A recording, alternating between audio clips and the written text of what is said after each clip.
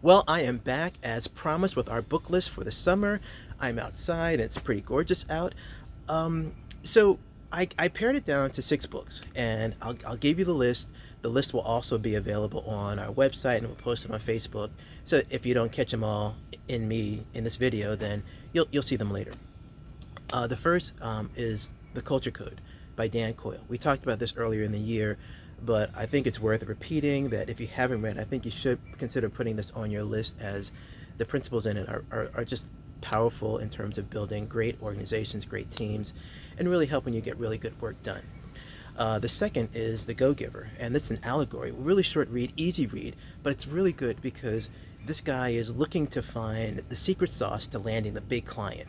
And what he finds in his journey is that his greatest path, his quickest path to success is in his generosity and in giving. And that concept of us being willing and able to give even when it doesn't seem right or doesn't make sense really does come back to us in the success that we want in our lives. And the third business book is called Radical Candor. Now, honestly, I have not finished this book, but what I've read is fantastic up to this point. And the author talks about the importance of being candid when you're interacting with people. And it seems kind of shocking that, of course, you would be, but often we're not for lots of different reasons. But if we really care about the people that are entrusted to us, we owe it to them. We owe it to ourselves to be as candid as possible when we're interacting with them.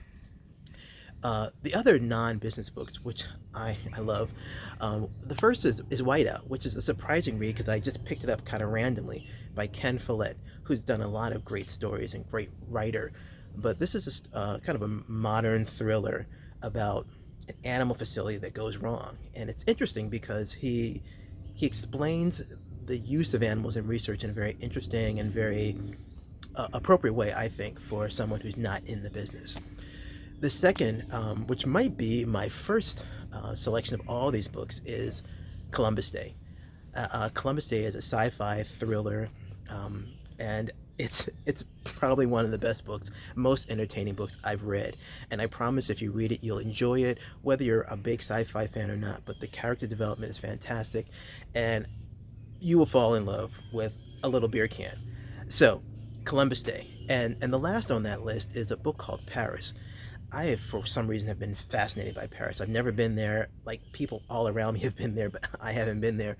But this is a kind of one of those generational epic novels that talks about life in Paris, and I found it fascinating. I couldn't put it down. So if you haven't read it, Paris is a great book to read. So there's our book list. We'll post this on our website, we'll post it on Facebook, and hopefully you'll have great reading over the course of the summer, and look forward to seeing you again back in September with our book club. Take care and have a great summer.